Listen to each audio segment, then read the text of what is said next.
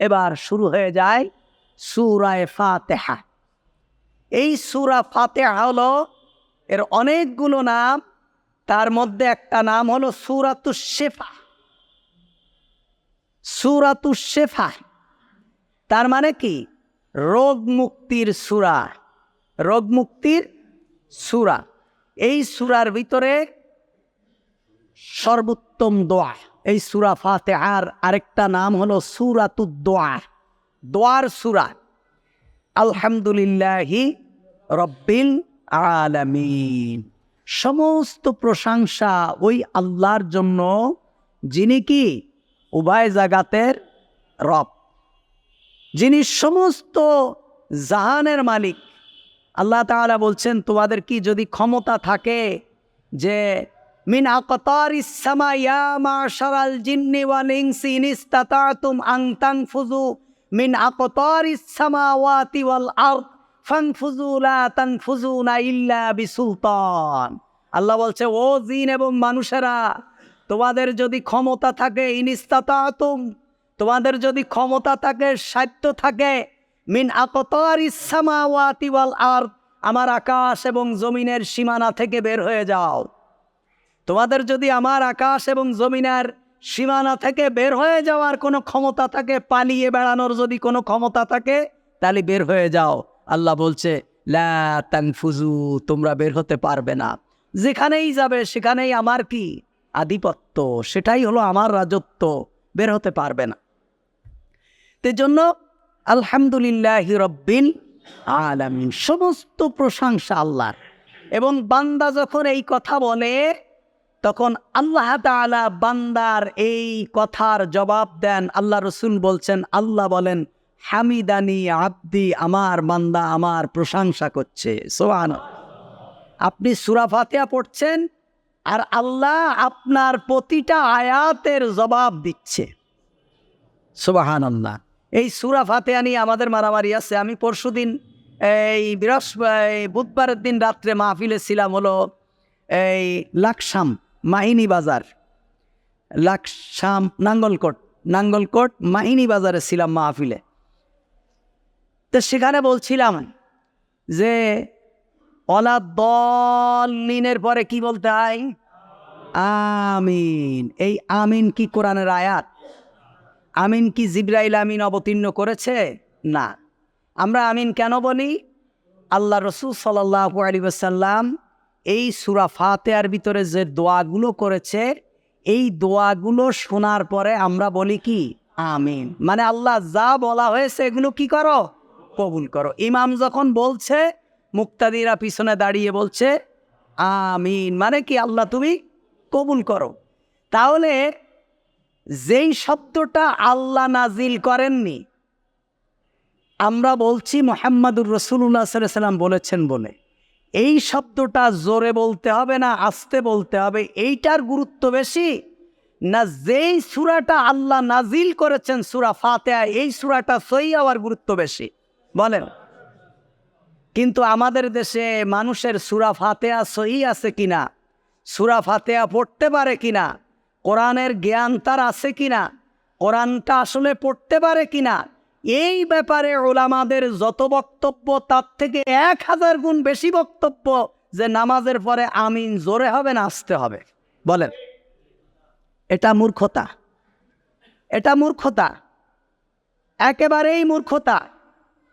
আপনি আমিন জোরে বলবেন না আস্তে বলবেন ওইটা পরের কথা। আপনি যদি আমিন না বলেন আপনার নামাজের সমস্যা হবে না, কিন্তু সূরা ফাতিহাটা সহিহ হওয়া একেবারেই ফরজ। এর ব্যাপারে আপনার কি নাই? কোনো গুরুত্ব নাই, এই ব্যাপারে কোনো বক্তব্য নাই, এই ব্যাপারে কোনো কি নাই, কোনো কথা নাই। রব্বানা লাকাল হামদ, এরপরে হামদান কাসিরান তাইয়িবান মুবারাকান ফি হবে না, রব্বানা লাকাল হামদ, রব্বানা লাকাল হামদ হবে। এইটার গুরুত্ব বেশি না কোরআনুল কারীম সহিহ হওয়ার গুরুত্ব বেশি? সহিহ হওয়ার গুরুত্ব বেশি। রমজানের তারাবি 8 রাকাত হবে না 20 রাকাত হবে, এটার গুরুত্ব বেশি না কোরআনুল কারীম সহিহ হওয়ার গুরুত্ব বেশি? আপনি 100 রাকাত পড়লেন, আপনার কোরআন সহিহ হলো না, তা আপনার কি লাভ হলো? হয়েছে কিছু? আপনি 2 রাকাত পড়লেন, আপনার কোরআন সহি হয়েছে, আপনি পাবেন তো কিছু? পাবেন না। তাহলে আমাদের সমাজে 8 রাকাত আর 20 রাকাত তারাবি নিয়ে যেই পরিমাণ একদম টেলিভিশন থেকে শুরু করে, মিডিয়া থেকে শুরু করে, বক্তব্যর মঞ্চ এবং মসজিদের মেম্বার যত প্রকার কথা হচ্ছে, এর 1000 ভাগের 1 ভাগ কথা হচ্ছে না যে তারাবির নামাজটা কোয়ালিটি সম্পন্ন হচ্ছে কিনা। এই ব্যাপারে কোনো বক্তব্য নেই। যারা 8 রাকাত পড়ে এরাও আধা ঘন্টায় শেষ, যারা 20 রাকাত পড়ে এরাও কি আধা ঘন্টায় শেষ। অথচ নিয়ম ছিল নফল সলাতের ভিতরে কেরাতকে তবিল করা, নামাজ পড়তে পড়তে পড়তে পড়তে পড়তে পড়তে একেবারেই আল্লাহর সামনে নিজেকে মিটায় দেওয়ার। এই ব্যাপারে কারো কোনো বক্তব্য নেই। বক্তব্য হলো শুধু কোয়ালিটি নিয়ে নয়, কোয়ান্টিটি নিয়ে, কার রাকাত কত বেশি এই নিয়ে শুধু গন্ডগোল। এজন্য ভাইরা আমার, সলাতের ভিতরে যেগুলো বেশি গুরুত্বপূর্ণ, বিশেষ করে কোরআন সহি হওয়া। আপনি সারা জীবন সালাত আদায় করেছেন, আপনার কেরাত সহি হয়নি, আপনার কোনো দাম নেই, আপনি বেনামাজির মতো। এজন্য কোরআন সহি হওয়া একেবারেই গুরুত্বপূর্ণ।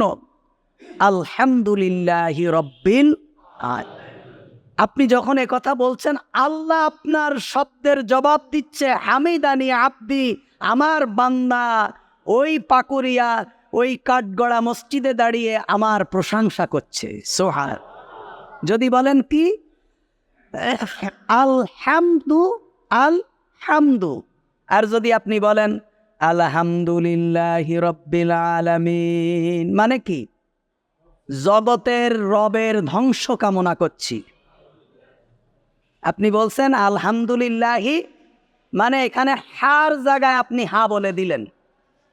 তার মানে কি করলেন আপনি? উভয় জগতের রবের ধ্বংস কামনা করছেন আপনি।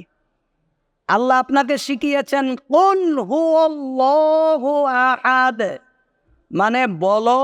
কুল মানে কি? বলা। কুল মানে কি? বলা। এটা আমরের সিগা। কুল আদেশ করা হচ্ছে, আপনি বলুন। আল্লাহ কয়জন? একজন। আর আপনি যদি বলেন কুলু আল্লাহু আহাদ, কুলু আল্লাহু আহাদ, মানে এক আল্লাহরে খেয়ে ফেলো। এক আল্লাহরে কি ফেলো? এখন যদি আপনার কেরাত যদি কুলু আল্লাহু আহাদ হয়, আর আপনি জোরে আমিন বলেন আর রফাই আদাইন করেন, আর আপনার আকীদার কথা বলে আপনি মসজিদের নামে সহি আকীদা লিখেছেন, ঠ্যাং ফাঁক করে দাঁড়ান, বুকের উপরে হাত বাঁধেন, এই নিয়ে মারামারি করেন, তারাবির নামাজ 8 রাকাত পড়েন, আপনি কুলু আল্লাহ পড়েন, তাহলে আপনার কী লাভ হলো? কী লাভ হলো? আপনি তো আল্লাহরে খেয়ে ফেলছেন প্রতিদিন 5 ওয়াক্ত সালাতের ভিতরে, আপনার কী লাভ হলো? এজন্য ভাইরা আমার, কোনো ছোটোখাটো ফিকি মাসালা নিয়ে আমরা কখনো বিতর্ক করব না। ছোটোখাটো ফিকি মাসালা আমাদেরকে জাহান্নামে নিয়ে যাবে না, আমাদেরকে জাহান্নামে নিয়ে যাবে না। ছোটোখাটো ফিকি মাসালা জাহান্নামে যাওয়ার জন্য যথেষ্ট নয়। এজন্য আমরা কোনোভাবেই এগুলোর ব্যাপারে বেশি বিতর্ক করব না, বরং যেগুলোর যত বেশি গুরুত্ব সেগুলোকে আমরা বেশি গুরুত্ব দেব। তারপর আপনি কি বলছেন? আর রহমান আর রহিম, যিনি দয়াবান এবং অতীব মেহেরবান। তারপরে কি বলছেন?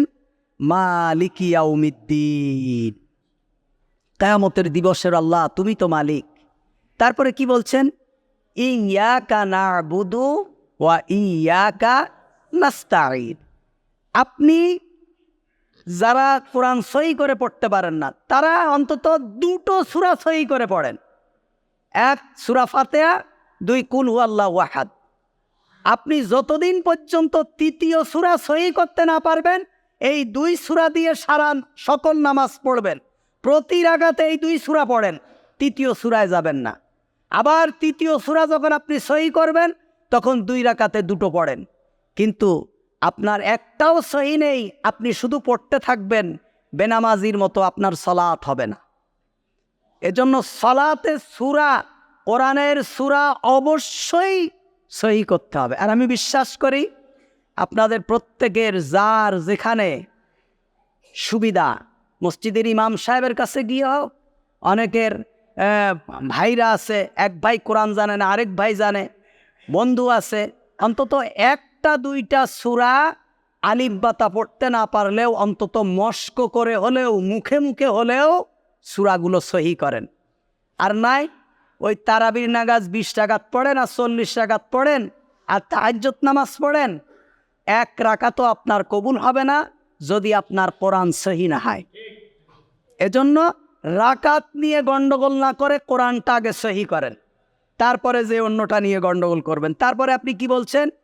ইয়াকা না'বুদু ওয়া ইয়াকা নাস্তাঈন। আল্লাহ, আমরা আপনার ইবাদত করি, আপনার কাছে সাহায্য চাই।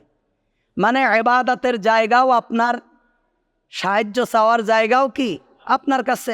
আমরা আর কারো কাছে সাহায্য করি না, আমরা শিরিক করি না, আমরা লাত উজ্জাত হবল মানাত, কোনো মূর্তি, কোনো মাজার, কোনো পীর, কোনো বুজুর্গ, কোনো গাছ, কোনো পাথর, কারো কাছে আমরা চাই না। আল্লাহ, আমাদের যাবতীয় প্রয়োজন আপনার কাছে। আপনি কাকে বলছেন? আল্লাহকে বলছেন। কোথায় দাঁড়িয়ে বলছেন? সালাতে দাঁড়িয়ে বলছেন। আর রাসূলুল্লাহ বলছেন, ইন্নাল মুসাল্লি ইউনাজি রব্বা। মুসল্লি যখন সালাতে দাঁড়ায় তখন সে তার রবের সাথে কি বলে? কথা বলে। তারপরে এইভাবে আপনি দোয়া করছেন, ইহদিনাস সিরাতাল মুস্তাকিম, আল্লাহ আমাদেরকে সোজা রাস্তা দেখাও। এখন সোজা রাস্তা কোনটা এটা আপনি জানেন না আল্লাহ জানে? বলেন, কে জানে?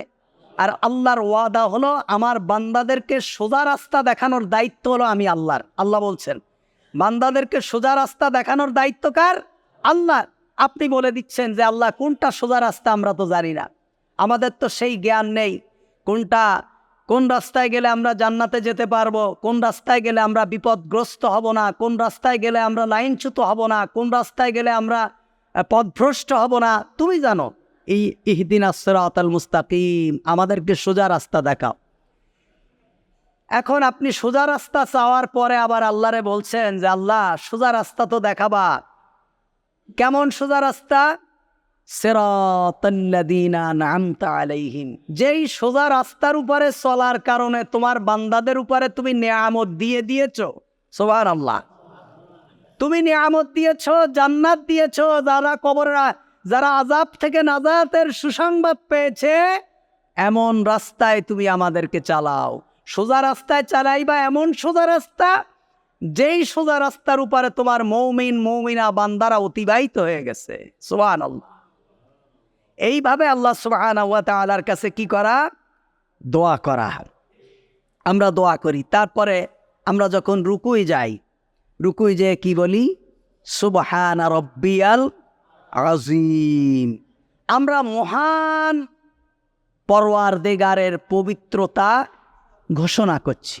সুবহান রাব্বিয়াল আযীম, আযীম। আপনি এভাবে বলছেন সুবহানা রাব্বিয়াল আযীম, এমনভাবে বলা যে সত্যি আমি একজন ভিখারি, আমি একজন সায়েল। ব্যাস, আপনি বলছেন যে আল্লাহ আমরা মহান পবিত্রতা, পরওয়ারদিগারের পবিত্রতা ঘোষণা করছি। এবার রুকু থেকে যখন আপনি উঠছেন তখন আপনি বলছেন সামিআল্লাহু লিমান হামিদাহ। আমরা যে আল্লাহর প্রশংসা আমরা করছি, সে আল্লাহ আমাদের কথা কি শুনছেন? আল্লাহ আমাদের কথা শুনছেন। তার মানে আমরা এমন কারো ইবাদত করি না যিনি আমাদের কথা শোনেন না। সামিআল্লাহু লিমান হামিদা, যার প্রশংসা করা হচ্ছে তিনি আমাদের কথা শুনছেন। এরপরে আপনি বলছেন আল্লাহুম্মা রাব্বানা লাকাল হামদ, আল্লাহুম্মা রাব্বানা লাকাল হামদ। হে আল্লাহ, হে আমার রব, তোমার জন্যই সমস্ত প্রশংসা। কেবলমাত্র কার জন্য? আল্লাহর জন্য। আল্লাহুম্মা রাব্বানা লাকাল হামদ, অথবা রব্বানা লাকাল হামদ, অথবা হামদান কাসীরান তাইয়িবান মুবারাকান ফি, যে কোনো একটি আপনি বলতে পারবেন, কোনো সমস্যা নেই। সবগুলোই সহিহ সুন্নাহ দ্বারা প্রমাণিত। আমরা যেমন বলি রব্বানা লাকাল হামদ, কাবা শরীফে বলে আল্লাহুম্মা রব্বানা লাকাল হামদ, আল্লাহুম্মা রব্বানা লাকাল হামদ। আর আরেকটা হাদিস তো আছেই, রব্বানা লাকাল হামদ হামদান কাসীরান তাইয়িবান মুবারাকান ফি। এই তিনোটার যে কোনো একটা আপনি বলতে পারবেন। তারপরে আপনি যখন সিজদায় চলে যাচ্ছেন, এবার রুকু থেকে দাঁড়িয়ে সোজা হয়ে দাঁড়ানো, এটা হলো ওয়াজিব। সোজা হয়ে দাঁড়ানো, সামি আল্লাহু লিমান হামিদা বলে মাজা সোজা না করেই আপনি সিজদায় চলে যাবেন, আপনি ওয়াজিব তরক করেছেন। ওয়াজিব তরক করলে আর নামাজ হয় না। নামাজের ভিতরে যদি কেউ ওয়াজিব তরক করে তাকে সহসিজদা দিতে হয়। তাই সোজা হয়ে দাঁড়ানো এটা কি ওয়াজিব। এজন্য ইতমিনানের সাথে সামি আল্লাহু লিমান হামিদা, আল্লাহ রাসূল সাল্লাল্লাহু আলাইহি ওয়াসাল্লাম যতক্ষণ রুকুয় থাকতেন সোজা হয়ে ততক্ষণ থাকতেন, আবার সিজদায় গিয়ে যতক্ষণ থাকতেন দুই সিজদার মধ্যখানে সোজা হয়ে বসে ততক্ষণ থাকতেন। এই কোয়ালিটি ধরে রেখে আপনি সালাত যদি কম আদায় করেন তাও আপনি জান্নাতে যাবেন। আর যদি আপনি কোয়ালিটি ধরে না রেখে নফল পড়লেন, বেতের পড়লেন, সুন্নাত পড়লেন, একেবারে নামাজ পড়তে পড়তে পড়তে পড়তে কপালে দাগ লাগায় দিলেন, আপনার কোয়ালিটি যদি ঠিক না থাকে তাহলে এই সালাতকে কিয়ামতের দিন একটা পোটলার মতো আপনার মুখে আল্লাহ তাআলা ছুঁড়ে মারবেন, যাও তোমার ইবাদত এটা তুমি নিয়ে যাও, এটা আমার জন্য করা হয়নি। তারপরে কি বলবেন আপনি সিজদায় গিয়ে? সিজদায় গিয়ে বলছেন সুবহানা রব্বিয়াল আলা, মহান রবের একেবারে আলা রবের আমি কি করছি? পবিত্রতা ঘোষণা করছি। এটা কমপক্ষে আপনি 3 বার বলবেন। এরপরে কি করবেন? এরপরে আপনি রুকু থেকে উঠে যাবেন, সিজদা থেকে উঠবেন, উঠেই কি বলবেন? আল্লাহুম্মা গফিরলি। কি বলবেন? আল্লাহুম্মা গফিরলি। যদি এটা বলতে নাও পারেন কিন্তু সোজা হয়ে আপনাকে বসতে হবে। এক সিজদা দিয়ে আরেক সিজদা থেকে উঠে কি করতে হবে? আপনাকে সোজা হয়ে বসতে হবে ইতমিনানের সাথে। যদি পারেন রব্বি গফিরলি, মানে কি? আল্লাহ তুমি আমাকে কি করে দাও? মাফ করে দাও। আল্লাহ আমাকে তুমি কি করে দাও? মাফ করে দাও। রব্বি গফিরলি অথবা আল্লাহুম্মা গফিরলি। তারপরে ওয়ারহামনি, আল্লাহ তুমি তো আমার পরে আমারে মাফ করে দেবা, শুধু মাফ করলে তো হবে না, ওয়ারহামনি আমার উপর রহম করো। সুবহানাল্লাহ, আমার উপরে কি করো? দয়া করো। এজন্য কোনো ব্যক্তি যদি সত্যিকার অর্থে সুন্দরভাবে নামাজ পড়ে, দুনিয়ার কোনো ধরনের আযাব, অনেকে দেখেন বলেন না যে হুজুররা এত কম টাকা বেতনে চাকরি করে এত সুন্দর থাকে কিভাবে, এত ভালো চলে কিভাবে?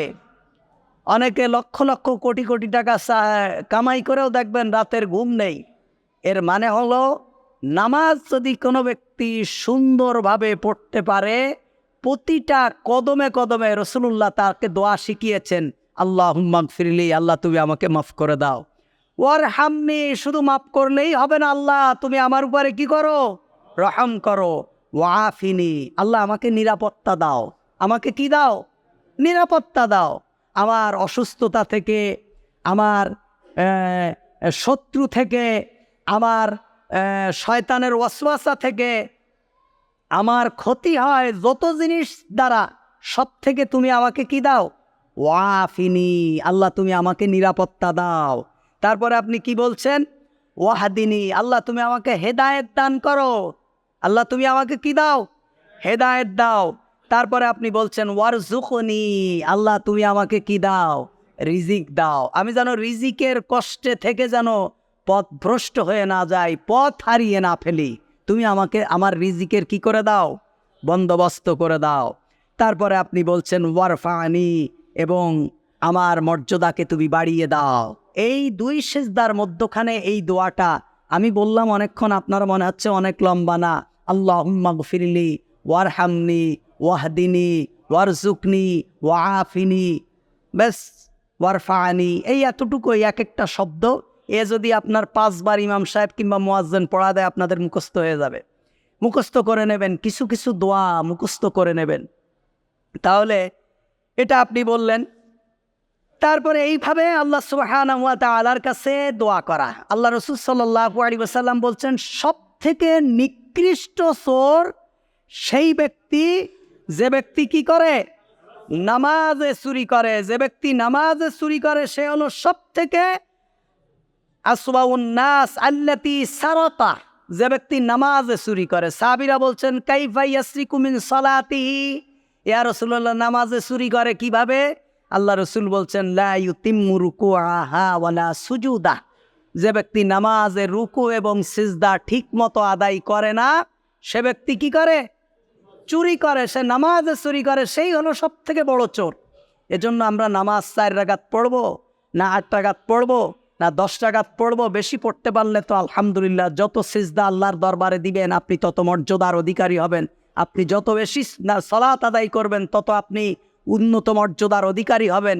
কিন্তু যদি নাও পারেন, যতটুকু পড়বেন এতটুকু যেন রুকু, সিজদা, তাসবিহ, সূরা, কেরাত খুব ইতমিনানের সাথে হয়, খুব ধৈর্য সহকারে, একাগ্রতার সাথে, খুজুর সাথে। এটা যদি করতে পারেন তাহলেই কেবলমাত্র আল্লাহ সুবহানাহু ওয়া তাআলার কাছে বেশি মর্যাদা পাওয়া যাবে। এজন্য মেরাজের শিক্ষা, আসলে মেরাজের শিক্ষা, রাসূলুল্লাহ মেরাজে গিয়েছেন, এই করেছেন ওই করেছেন, এত ঢাকঢোল মেরাজের শিক্ষা না। মেরাজ থেকে মুহাম্মাদুর রাসূলুল্লাহ সাল্লাল্লাহু আলাইহি ওয়াসাল্লাম আমাদের জন্য যে নিয়ে এসেছেন সালাত, এই সালাতের মাধ্যমে আল্লাহ সুবহানাহু ওয়া তাআলার সান্নিধ্য অর্জন করা, আল্লাহ সুবহানাহু ওয়া তাআলার রহমতের আশা করা এবং এই সালাত সুন্দরভাবে আদায় করে নিজেকে জাহান্নাম থেকে বাঁচিয়ে রাখা। আল্লাহ তাআলা আমাদেরকে তৌফিক দান